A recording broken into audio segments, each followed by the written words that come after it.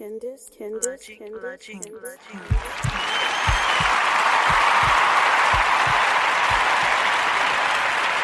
coiffures protectrices, OK, en tant que telles, est-ce que tu peux nous énumérer quelques coiffures protectrices selon les saisons qui seraient adéquates et puis que de plus, exemple, si les cheveux de la personne seraient permanentés ou pas, donc qui aurait l'utilisation de défrisants, pour être plus clair, précis, qui serait comme suggéré.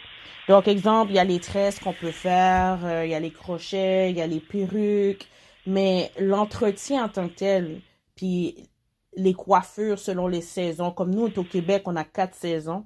Donc, on a 2 saisons et demie, on va mettre ça comme ça, qui fait froid. Puis, on a une saison qui fait chaud, qui est l'été. Donc, Ouais. selon toi, quelle coiffure protectrice serait le plus suggérée selon les saisons? Ben là, c'est sûr que pendant l'hiver, c'est le moment de couvrir nos cheveux. C'est pas obligatoire. Il y en a qui arrivent quand même à bien pension de leurs cheveux et que ça reste à l'air pendant l'hiver aussi, ça ne dérange pas. Mais sinon, moi, pendant l'hiver, quand l'hiver arrive, là, c'est là que je couvre mes cheveux, je fais des tresses, soit anti-courues avec des rallonges ou des singles et tout. Puis, il y a les nappes collées. Il y a les greffes qu'on peut faire pendant l'hiver. Il y a la perruque. Moi, j'aime beaucoup l'aspect de perruque, même si j'en mets pas. Je l'aime pourquoi? Parce que pendant l'hiver, tu mets ta perruque, tu as des petits courriers en dessous. Donc, tes cheveux sont quand même une coiffure protectrice. Mais tu as l'option que tu peux l'enlever et de continuer à faire tes soins, de continuer à prendre soin de tes cheveux. Donc, je veux dire, tu as toujours l'option d'hydrater tes cheveux, refaire les petits courriers, laver, faire des soins, si tu veux faire des masques et tout. Puis après ça, tu veux mettre ta perruque. Donc, il y a ça qu'on peut faire. Il y a les crochets aussi, comme tu as dit tantôt, qu'on peut faire aussi. Donc, toutes les coiffures, peut-être les petits courriers, les nattes collées, je pense que c'est comme ça que les Africains appellent ça. Des tresses, les perruques, les greffes, les trisses, avec nos vrais cheveux, on peut faire des trisses aussi. Donc ça, c'est très bon. Et pendant l'été, toutes ces coiffures-là aussi, on peut les porter pendant l'été. Mais moi, j'aime ça quand les cheveux... Moi, je dis toujours à mes clients, là, l'été, c'est la saison que tu dois laisser ta tête, tes cheveux prendre de l'air. Les laisser respirer au lieu de les touffler, de les cacher et tout. Moi, je trouve que c'est la saison de les laisser prendre de l'air, de les laisser prendre le soleil et tout. Même si il faut savoir aussi qu'il faut les protéger, il faut continuer à les nourrir. Nous, là, c'est à la million. Il n'y a pas un moment que tu dis, ok, c'est bon, je me lâche prise, je n'ai pas besoin de faire ça, parce que là, maintenant, il fait chaud, il fait beau. Non, l'été, là, c'est le moment que moi, je donne de l'eau en masse à mes cheveux. Parce que pendant l'hiver, je ne mouille pas trop mes cheveux, parce que comme ça, tu sors dehors, là, tu tombes malade, etc. L'été, il fait chaud, je vais sortir, ma touffe est lâchée, je rentre ma tête en dessous du lavabo, je mouille ça, je passe un petit peu de crème. Je trouve que c'est là aussi que j'économise plus sur mes crèmes. Parce qu'une fois que les cheveux sont mouillés, là, je passe un petit peu dans mes cheveux et je sors. Donc, ça serait ça pour les saisons. Donc, toutes les coiffures protectrices sont bonnes à n'importe quelle saison. Ce que aussi, il ne faut pas oublier pour les greffes, tout ce qui reste quand même assez longtemps, les tresses, etc., on garde pendant un mois, il fait chaud, on transpire. Je ne vais pas porter de jugement, aucun jugement et tout, mais les gens qui mettent ça pendant l'été, il faut vraiment attention à ne pas faire trop longtemps, mais là, les enlever pour pouvoir faire des soins comme les laver, etc., parce qu'il fait chaud, on transpire, les cheveux sont cachés en dessous d'une certaine humidité, donc on n'a pas le choix de ne pas laisser ça très longtemps pour faire des soins le plus souvent possible. Parfait. Là. Merci de nous éclaircir sur ça, c'est très, très intéressant. Puis, ma dernière question pour toi, en tant que telle.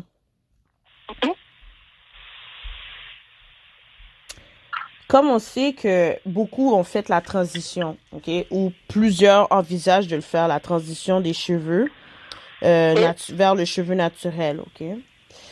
Il y en a qui font le butt chop, il y en a qui graduellement mettent plus de permanente en tant que telle. puis que tout dépendant du type de cheveux aussi, que vous pouvez vérifier sur Google, vous pouvez suivre sur des pages naturelles quel est votre type de cheveux, puis ça va vous permettre de déterminer qu'est-ce qu'il y en est. Euh, comment qu'on peut, tu sais, on a le fer plat pour lisser nos cheveux, tout ça.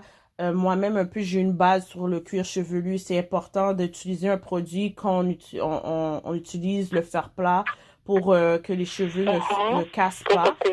Mais la chaleur, trop souvent sur les cheveux aussi, c'est très néfaste pour le cuir chevelu, pour maintenir les cheveux si vous faites des traitements ou quoi que ce soit. Donc, exemple, si vous pouvez utiliser le fer plat à chaque jour, ben, un peu comme graduellement, là, si on regarde sur une optique de quelques mois à 2, 3 ans, votre cheveu va s'amincir, puis ça va casser, non parce que vous n'êtes pas en santé. Vos cheveux ont tellement pris de chaleur que ils vont comme casser par eux-mêmes.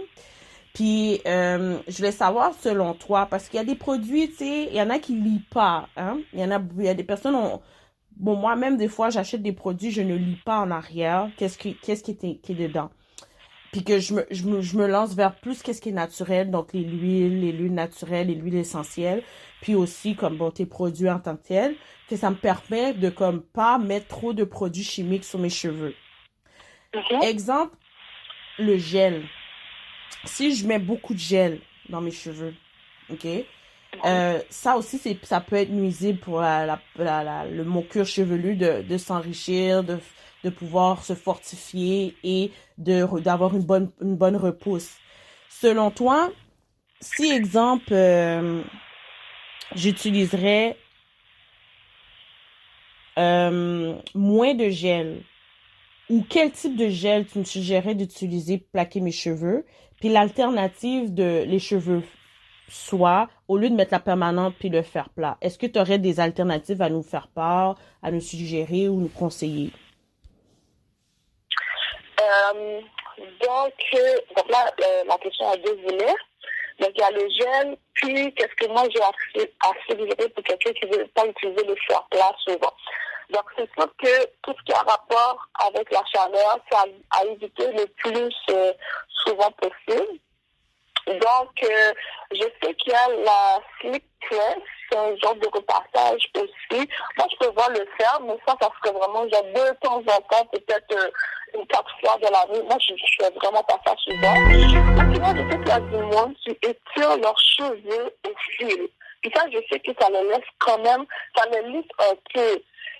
Moi, je l'ai jamais utilisé sur ma tête, mais c'est qu'il y a du monde qui le fait. Ok, puis j'ai déjà vu le résultat. C'est quand même quelque chose qui étire vraiment le cheveu, là, comme. Ça ne donne pas un aspect, c'est lisse, comme si tu allais repasser tes cheveux et faire la permanente et tout. Mais il y a quand même une bonne différence. Parce que si tu un capsule et tout, puis tu fais bien ça, tu peux passer d'un autre type de cheveux. Ça devient un peu plus, c'est à l'étire, c'est à l'aspect un peu plus lisse. Dépendamment aussi des types de cheveux, c'est sûr que si tu as les cheveux un peu plus soyeux, 3C, etc., 3B, mais ça va changer la texture des cheveux et tout.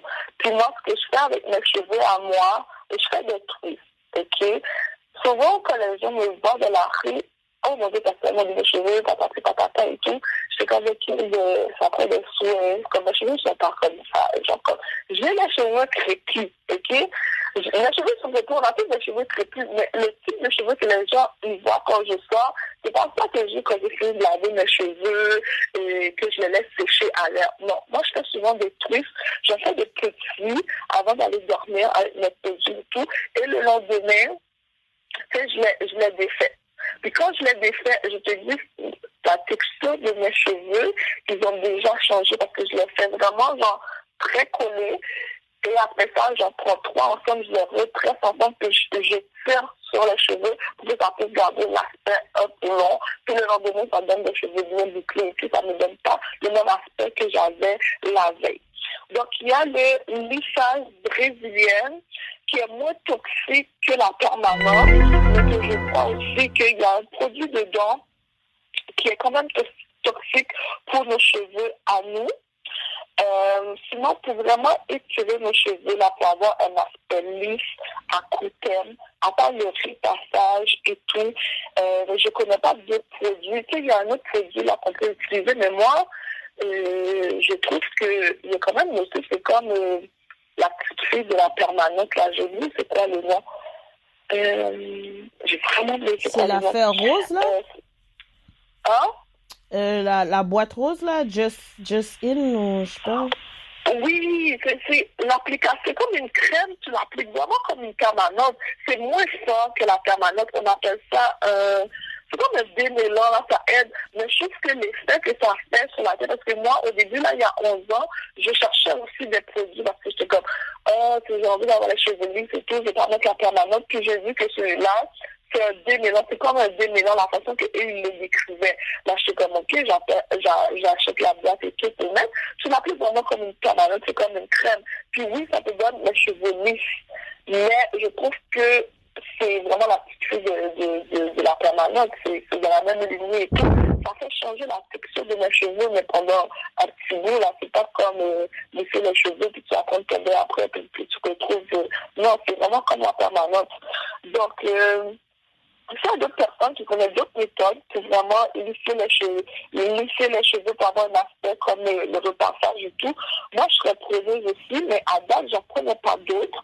Puis aussi, ce qu'on peut faire, c'est de sécher nos cheveux avec le séchoir.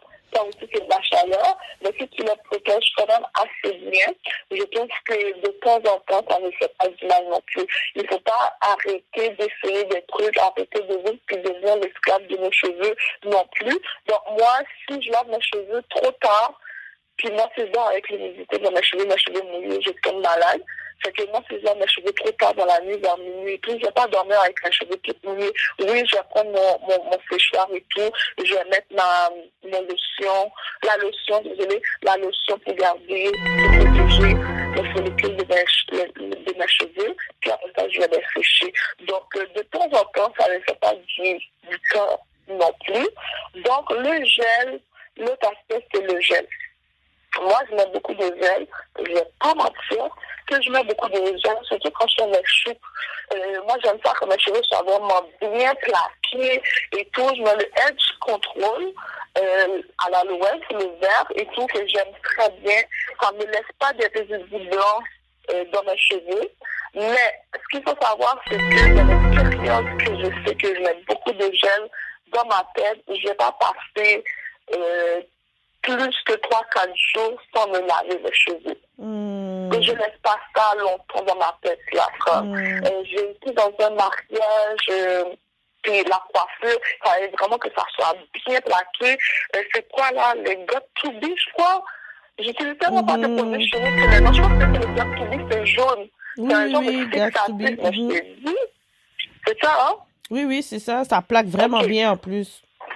Ça plaque super bien, mais je te dis, mes cheveux étaient tellement raides, je touchais, j'étais comme, là, je dis à la fille, non, c'est sûr que les lendemain, je lave ma tête, là. Puis, non, je garde pas ça longtemps, ça va sécher mes cheveux, ça va les casser et tout, là. C'est que, moi, c'est sûr que le lendemain, là, comme j'étais déjà en train de laver mes cheveux, puis elle a dit, là, tes cheveux sont une fois, là, en une semaine. C'est pas quelque chose que je fais régulièrement. J'aime pas mes cheveux, genre, à chaque 2-3 jours non plus. Parce que là, si on enlève tous les gras de notre cuir chevelu trop souvent, ça va les assécher aussi. Mais moi, une fois par semaine, je lave mes cheveux. Je peux des fois sauter à chaque 2 semaines que j'ai moins sur le temps, mais dans les périodes que je mets beaucoup de gel dans ma tête, je sais que j'ai mis beaucoup d'huile et tout pour masser mes cheveux. C'est sûr que dans la semaine, je me lave les cheveux. Ça, c'est sûr et certain. Les gels, c'est pas mauvais. Il faut juste voir s'il n'y a pas d'alcool dedans. L'alcool, ça vient assécher les cheveux. Tous les produits chimiques, sulfate, etc. Là, on peut faire des recherches sur Internet pour voir ce qui est nocif pour les cheveux. Tant si longtemps qu'il n'y a pas ça dedans, on peut les mettre. On peut mettre... il y a aussi un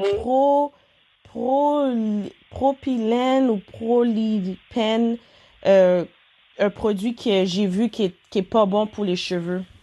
Qu'on trouve aussi dans les produits nettoyants. Puis on a dit que Puis quand j'ai vu, c'est une vidéo que j'avais vue qu'une personne expliquait de vraiment prendre